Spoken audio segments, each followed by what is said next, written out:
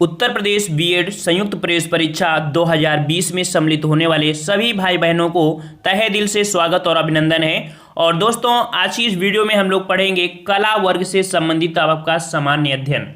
और याद रखिए, जो भी कला वर्ग से बच्चे हैं वो लोग जरूर कमेंट करिएगा। साथ में आपको बता दें, कला वर्ग में लगभग 7 से 8 प्रश्न आपके इंग्लिश के भी आते हैं, तो थोड़ा फोकस आपको इंग्लिश में भी करना होगा। अगर थोड़ी मेहनत आप करते हैं तो यकीन करिएगा कि एक सीट आप 100% आपको सरकारी कॉलेज प्राप्त होगा। ठीक है, तो चलिए यहाँ पर देखते हैं कि किस प्रकार से प्रश्न आपके पूछे जाते हैं, कितनी आपकी तैयारी है। आवाज आ रही है हमारी? चलिए तो स्टार्ट करते हैं। यहाँ पर आपका प्रश्न पूछा है कि भारतीय उपमहाद्वीप में कृषि के प्राचीनतम साक्ष्य कहाँ से प्राप्त हुए हैं। काफ़ी प्यारा क्वेश्चन है और हमेशा से पूछा गया आपका प्रश्न है। और आपका जवाब क्या हो जाएगा आपका? तो यहाँ पर आपका सही जवाब हो जाएगा ऑप्शन राइट, आपका बी नंबर, आपके मेहरगढ़ से प्राप्त हुए हैं। ठीक है, कहाँ से? मेहरगढ़ से प्राप्त हुए हैं। ये जो आपका है मेहरगढ़, ये आपका पाकिस्तान के बलूचिस्तान प्रांत में स्थित है। और यहाँ से आपके 7000 ईस्वी पूर्व गेहूं के साक्ष्य आपके मिले हैं। नेक्स्ट क्वेश्चन आपसे पूछा गया है, उपनिषद पुस्तकें हैं, ये आपकी जो पुस्तकें हैं किस पर आधारित हैं? बहुत अच्छा क्वेश्चन है, कंफ्यूज कर देगा आपको। तो उपनिषद पुस्तकें याद रखिएगा, ये पुस्तकें आपकी हैं, आपके दर्शन पर आधारित है। ठीक है, दर्शन पर आधारित हैं। नेक्स्ट क्वेश्चन है, कोणार्क का सूर्य मंदिर किसने बनवाया था? कोणार्क का सूर्य मंदिर किसने बनवाया था? चलिए जवाब दीजिए। कोणार्क का सूर्य मंदिर, यहाँ पर बिल्कुल जवाब बिल्कुल सही है। यहाँ पर ए नंबर आपका हो जाएगा नरसिंहदेव वर्मन। ठीक है, किसने बनाया था? नरसिंहदेव वर्मन ने बनाया था। ये आपके पुरी अर्थात उड़ीसा में आपका है, जो कि विशाल सूर्य देव का आपका मंदिर है। ठीक है ना।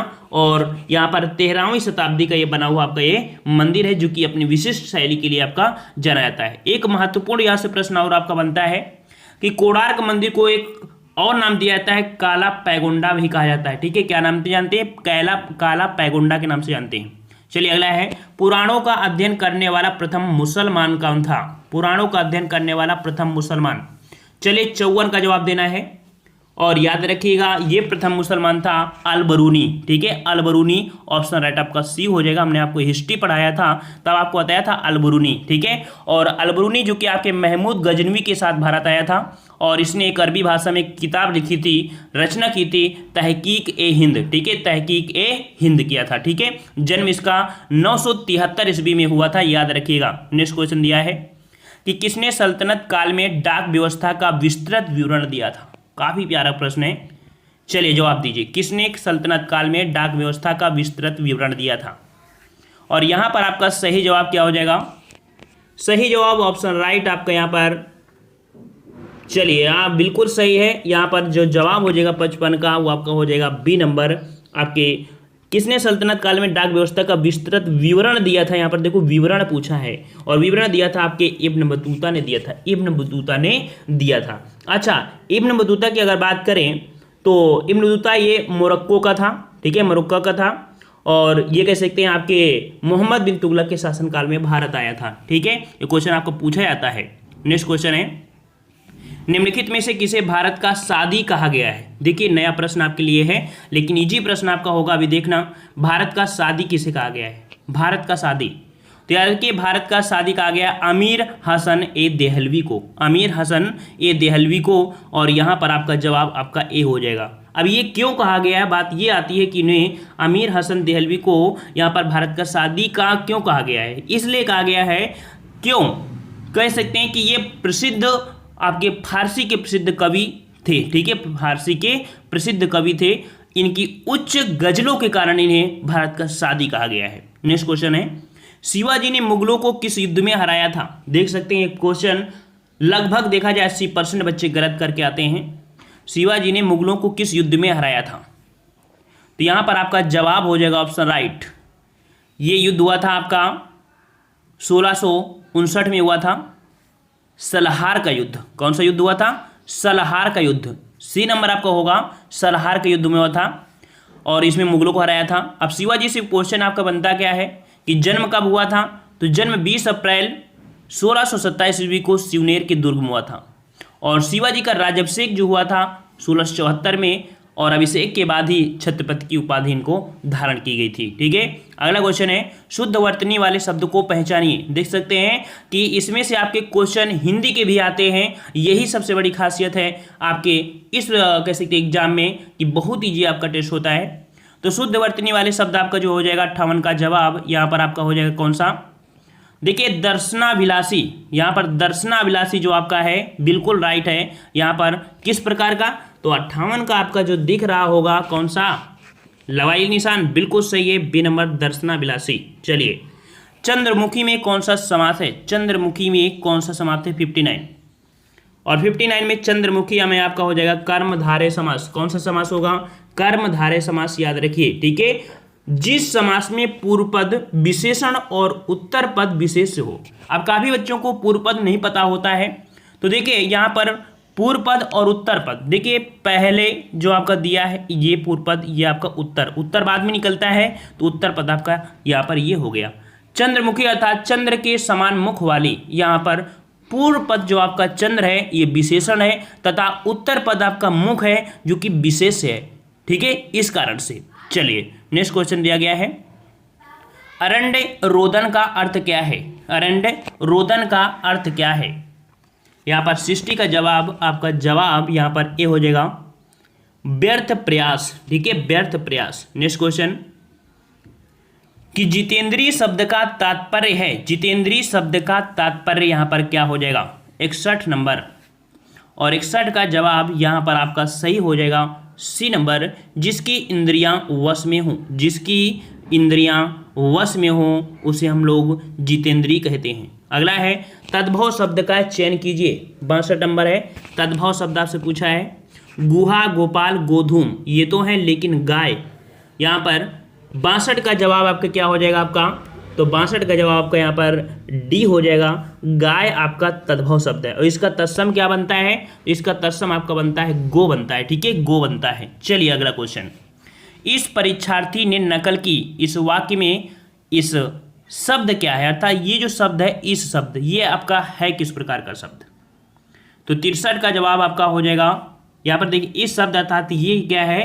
सर यहाँ पर कह सकते हैं जो सर्वनाम शब्द के लिए विशेषण का प्रयोग करते हैं सार्वनामिक विशेषण, अर्थात ये जो आपका है ये सार्वनामिक विशेषण का कार्य कर रहा है। यहाँ पर 63 का ऑप्शन आपका क्या हो जाएगा ऑप्शन? तो ऑप्शन राइट आपका यहाँ पर सी हो गया, सार्वनामिक विशेषण। नेक्स्ट क्वेश्चन, चूहे के दाम से नगाड़े नहीं मरे जाते, लोकोक्ति का अर्थ बताइए। बहुत ही अच्छे पे आपका टेस्ट है, और चूहे के दाम से नगाड़े नहीं मरे जाते, यहाँ पर आपका 64 का जवाब हो जाएगा कौन सा?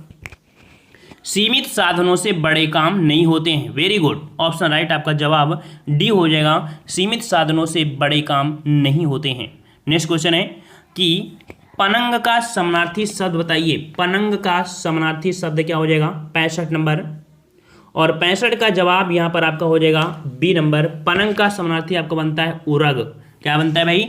उरग बनता है, याद रखिए उरग। ठीक है, देखिए यहाँ पर इसके अन्य समानार्थी होते हैं ब्याल, भुजंग, नाग, अहि, सर्प। ये आपका समझ गए आप ना कि ये किसके पर्यायवाची हैं? ओके, चलिए अगले क्वेश्चन आपके हैं, यहाँ पर आपके जो कि हैं आपके इंग्लिश से क्वेश्चन है, और यहाँ पर इंग्लिश इतनी ज़्यादा तो नहीं आती है हमें, लेकिन हमने बता दिया हम जो टीचर हैं वो जीके के टीचर हैं और हिंदी के टीचर हैं।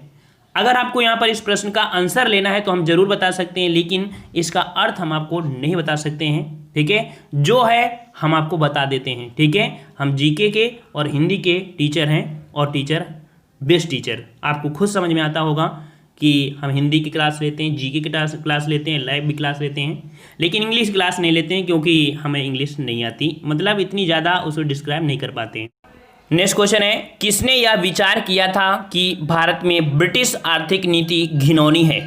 भारत में ब्रिटिश आर्थिक नीति घिनौनी है, यह विचार किसने किया? 73 का जवाब, और 73 का ऑप्शन राइट आपका जवाब यहाँ पर आपका सी हो जाएगा, कार्ल मार्क्स। ठीक है, Karl Marx. Next question, Harijan के प्रारंभकर्ता थे, हरिजन के प्रारंभकर्ता थे, 74 का जवाब, और यहाँ पर आपका जवाब हो जाएगा ऑप्शन आपका सी, गांधी जी। बिल्कुल सही जवाब है। नेक्स्ट क्वेश्चन है, कि राजनैतिक सुधारों को लेकर विरोध करने वाले पहले भारतीय कौन थे। देख लीजिए, राजनैतिक सुधारों को लेकर विरोध करने वाले पहले भारतीय आपके जो आपके थे वो आपके थे सुरेंद्र नाथ बनर्जी। ऑप्शन राइट आपका बी हो जाएगा।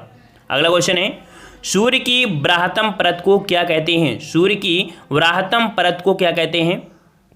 यहाँ पर आपका जवाब हो जाएगा ऑप्शन आपका सी, उसे किरीट बोलते हैं। ठीक है, बाह्यतम परत को हम लोग क्या बोलते हैं, किरीट बोलते हैं। ठीक है, और जो आपका सूर्य से प्रकाश दिखाई देता है उस प्रकाश वाले मंडल को प्रकाश मंडल कहते हैं। ठीक है, अगला क्वेश्चन है, किसके गुरुत्वाकर्षण के कारण ज्वार भाटा आते हैं। किसके गुरुत्वाकर्षण के कारण ज्वार भाटा आते हैं। तो ज्वार भाटे जो आपके आते हैं याद रखिएगा, ये आपके होते हैं पृथ्वी और सूर्य तथा चंद्रमा के आकर्षण शक्तियों। यहाँ पर पृथ्वी में लगता है अपकेंद्रीय बल और सूर्य और चंद्रमा में लगता है अभिकेंद्रीय, अर्थात सूर्य और चंद्रमा अपनी तरफ खींचते हैं, एक फोर्स होता है, और पृथ्वी होता है उसका जल ऊपर की ओर जाता है, अर्थात आपका ऊपर की ओर इसमें एक बल लगता है। ठीक है, इस कारण ये तीनों के कारण ज्वार भाटे आते हैं। नेक्स्ट क्वेश्चन है, सुनामी तरंगे किससे उत्पन्न होती हैं। सुनामी तरंगे किससे उत्पन्न होती हैं। 78 और 78 का जवाब यहाँ पर आपका राइट हो जाएगा आपका ए नंबर, समुद्र के नीचे भूकंप। समुद्र के नीचे भूकंप। नेक्स्ट क्वेश्चन दिया गया है कि जब ग्रेनाइट की चट्टानों का कायांतरण होता है तो वे किस में परिवर्तित हो जाती हैं। जब ग्रेनाइट की चट्टानों का कायांतरण होता है अर्थात उसका परिवर्तन होता है, वो परिवर्तन क्यों होता है, हमने तय था ताप और दाब के कारण होता है। ताप और दाब के कारण वो परिवर्तन एक रूप से दूसरे रूप में हो जाती हैं।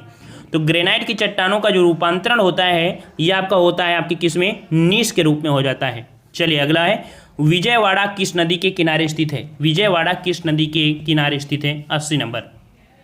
तो विजयवाड़ा आपके याद रखिए कृष्णा नदी के किनारे है। ठीक है, आपका बी नंबर हो जाएगा। नेक्स्ट क्वेश्चन है, भारत में सबसे ऊंचा जलप्रपात कौन सा है। भारत में सबसे ऊंचा जलप्रपात यहाँ पर कौन हो जाएगा। तो 81 का जवाब यहाँ पर आपका हो जाएगा ऑप्शन डी, जोग जलप्रपात है। ठीक है, जोग जलप्रपात ऑप्शन आपका डी हो जाएगा। नेक्स्ट क्वेश्चन, झूम है। झूम, तो झूम क्या है भाई, तो झूम एक खेती का प्रकार है। ठीक है, डी नंबर आपका हो जाएगा। झूम जो है खेती अर्थात कृषि का एक प्रकार है। इसमें जो किसान होते हैं वो फसल बो देते हैं और जैसे पहले जंगल था, जंगल को काट दिया, फसल लगा दिया, फसल कटने के बाद फिर छोड़ देते हैं, दूसरी जगह जाते हैं। तो इस प्रकार से ये झूमिंग एक खेती होती है, कृषि का प्रकार होता है। HYV कार्यक्रम को भारत में भी कहा जाता है। HYV कार्यक्रम को भारत में किस नाम से जानते हैं। तो ये जो नाम है वो है आपका नव कृषि नीति अर्थात हरित क्रांति के नाम से जाना जाता है। याद रखिएगा, हरित क्रांति के नाम से। अर्थात HYV है क्या, तो HYV अर्थात हाई एलीडिंग वेरिएटीज, ये आपका यहाँ पर हो जाएगा हरित क्रांति। ठीक है, और जो भारत में देखा जाए तो MS स्वामीनाथन द्वारा भारत में हरित क्रांति फैली थी, इसीलिए उनको जनक भी कहा जाता है। अगला क्वेश्चन है, मध्य प्रदेश के नेपा नगर में है। मध्य प्रदेश में जो नेपा नगर है किस लिए प्रसिद्ध है आपका, तो नेपा नगर जो कि बुरहानपुर जिले में अवस्थित है। नेपा नगर अखबारी कागज के लिए है। ठीक है, अखबारी कागज का कारखाना आपका वहाँ पर स्थापित है। अगला है, काजीरंगा राष्ट्रीय उद्यान किस लिए प्रसिद्ध है। काजीरंगा राष्ट्रीय उद्यान किस लिए प्रसिद्ध है। तो यहाँ पर काजीरंगा कहाँ पर है, सबसे पहले प्रश्न आता है कहाँ पर पड़ता है, तो आपके असम में पड़ता है। ठीक है, और ये एक सिंग वाले गैंडे के लिए प्रसिद्ध है, जो कि ऑप्शन राइट आपका हो जाएगा कौन, ए नंबर हो जाएगा। नेक्स्ट क्वेश्चन है, मानसरोवर झील कहाँ स्थित है। मानसरोवर झील कहाँ स्थित है। 86 का जवाब यहाँ पर मानसरोवर झील जो आपकी है वो आपकी तिब्बत में है। याद रखिए कहाँ पर है, आपकी तिब्बत। ऑप्शन राइट आपका यहाँ पर सी हो जाएगा, तिब्बत में हो जाएगा। ठीक है, तिब्बत में स्थित है और इसके आसपास भारत की मुख्य 3 नदियाँ का उद्गम है, सिंधु, सतलज और आपकी ब्रह्मपुत्र। अगला है, सामूहिक खपत से क्या मतलब है। सामूहिक खपत से क्या मतलब है। सामूहिक खपत क्या होता है, तो सामूहिक खपत सेवा एक सामान्य सेवा द्वारा प्रदान की जाती है। यहाँ पर आपका जवाब जो 87 का हो जाएगा वो आपका हो जाएगा ऑप्शन राइट। यहाँ पर आपका सेवा खपत अर्थात ए नंबर आपका हो जाएगा घरेलू खपत। ठीक है, घरेलू खपत, सामूहिक खपत मतलब घरेलू खपत होता है भाई। ठीक है, चलिए अगला है, निम्न में से कौन सा एक जोड़ा संयुक्त आपूर्ति का अच्छा उदाहरण है। संयुक्त आपूर्ति का एक अच्छा उदाहरण है आपका कौन सा, तो यहाँ पर आपका जवाब 88 का हो जाएगा आपका डी नंबर। यहाँ पर ऊन और मांस, ये संयुक्त आपूर्ति का एक अच्छा उदाहरण है। अगला क्वेश्चन है, पूंजीवादी अर्थव्यवस्था की मुख्य विशेषता क्या है? पूंजीवादी अर्थव्यवस्था की जो मुख्य विशेषता होती है वो आपकी क्या होती है? तो निजी स्वामित्व। क्या होता है? निजी स्वामित्व होता है। डी नंबर, निजी स्वामित्व। मतलब निजी स्वामित्व के द्वारा उन्हें किसी भी प्रकार की हस्तक्षेप की संभावना नहीं रहती है। और पूंजी अर्थव्यवस्था में कीमत निर्धारण पूर्ति और मांग के द्वारा निर्धारित होती है। ठीक है। और नेक्स्ट क्वेश्चन दिया गया है, भारत के महान्यायवादी की नियुक्ति निम्नलिखित में से कौन करता है? भारत के महान्यायवादी, तो यहाँ पर भारत का महान्यायवादी जो कि सरकार के, ये भारत सरकार के विधिक परामर्श या सलाहकार होता है और सरकार का पक्ष होता है। सर्वोच्च न्यायालय में रखने वाला विधिक अधिकारी देखा जाए 76 में आपका इसका उल्लेख भी किया है। ये राष्ट्रपति के प्रसाद। ठीक है, ए नंबर राष्ट्रपति हो जाएगा यहाँ पर। ठीक है। अगला क्वेश्चन है कि सर्वोच्च न्यायालय द्वारा शिक्षा के निःशुल्क अधिकार को किस अधिकारों के अंतर्गत रखा गया है? शिक्षा के अधिकार को जो रखा गया है कहाँ पर रखा गया है? तो 6 से 14 वर्ष के बच्चों को निःशुल्क शिक्षा का अधिकार है, अनुच्छेद 21 के फर्स्ट में दिया गया है। संविधान के यहाँ पर जीवन के अधिकार के प्रावधान में रखा गया है। जीवन के प्रावधान, तो यहाँ पर जीवन का अधिकार जो आपका है वो आपका मौलिक अधिकार है, जो कि ऑप्शन आपका ए हो जाएगा। नेक्स्ट क्वेश्चन है कि भारत का उपराष्ट्रपति निर्वाचित होने के लिए उम्मीदवार की आयु कितनी निर्धारित की गई है? अगर उपराष्ट्रपति बनना है तो भाई उपराष्ट्रपति जो कि देश का द्वितीय सर्वोच्च पद होता है, सर्वप्रथम आपका राष्ट्रपति होता है और द्वितीय जो आपका सर्वोच्च पद होता है आपका होता है उपराष्ट्रपति। ठीक है। और ये जो आपका जवाब हो जाएगा ऑप्शन आपका डी हो जाएगा। आपका यहाँ पर डी नंबर 35 वर्ष होता है। देखिए उपराष्ट्रपति, राष्ट्रपति और लेखपाल, इनकी उम्र आपकी 35 वर्ष होती है बनने के लिए। अगला है, निम्नलिखित में से कौन भारत के सर्वोच्च न्यायालय की पहली महिला न्यायाधीश नियुक्त हुई? सर्वोच्च न्यायालय की पहली महिला न्यायाधीश कौन थी? तो आपका जवाब यहाँ पर आपका हो जाएगा फातिमा बीबी। ठीक है, कौन थी? फातिमा बीबी, ऑप्शन आपका सी हो जाएगा। फातिमा बीबी थी। और यहाँ पर कह सकते हैं कि 6 अक्टूबर 1989 और 1989 से 92 तक आपकी रही थी। ठीक है। और नेक्स्ट क्वेश्चन आपसे पूछा गया है कि पंचायत के सदस्य होते हैं, पंचायत के जो सदस्य होते हैं वो क्या होते हैं? पंचायत के सदस्य, तो यहाँ पर आपका 94 का जवाब क्या होगा भाई? 94 का ऑप्शन आपका बी हो जाएगा। ये संबंधित निर्वाचन क्षेत्र के मतदाता गणों द्वारा होते हैं। ठीक है। नेक्स्ट क्वेश्चन दिया गया है कि राज्य की कार्यपालिका शक्तियां निहित हैं। कार्यपालिका शक्तियां जो कि राज्य की कार्यपालिका शक्तियां होती हैं किसमें निहित होती हैं? तो राज्य की कार्यपालिका शक्तियां जो होती हैं वो राज्यपाल में निहित होती हैं। ठीक है, राज्यपाल में होती हैं, याद रखिएगा।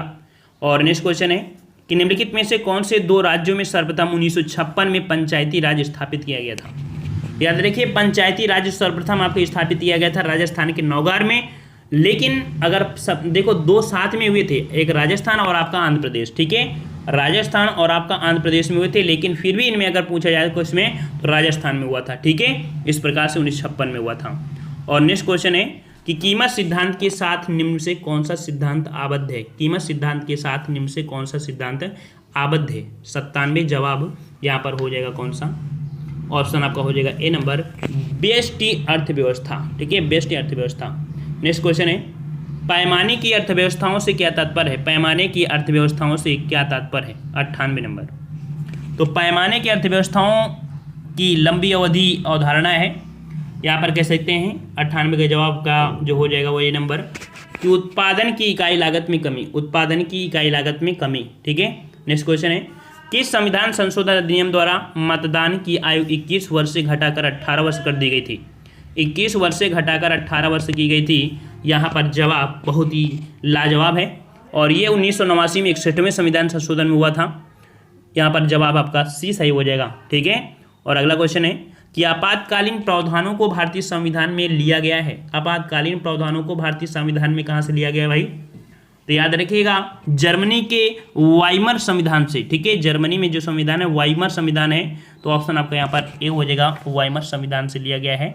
और यह संविधान के 18वें भाग में आपको वर्णित किया गया है। ठीक है, पसंद आया है तो हमने बता दिया। देखो हम आपके जीएस के टीचर हैं और आपके हिंदी के टीचर हैं, हम इंग्लिश के टीचर नहीं हैं। आपको इंग्लिश की तैयारी आपको सेल्फ से या आप किसी भी अच्छे चैनल से आप कर सकते हैं। ठीक है, तो इतना आपका फ़र्ज़ है, जितना हमारा फ़र्ज़ है उतना हम पूरा करा रहे हैं। ठीक है, आज की वीडियो में इतना ही रखते हैं, पसंद आया है और ऐसे डेली का डेली टेस्ट लगाइएगा।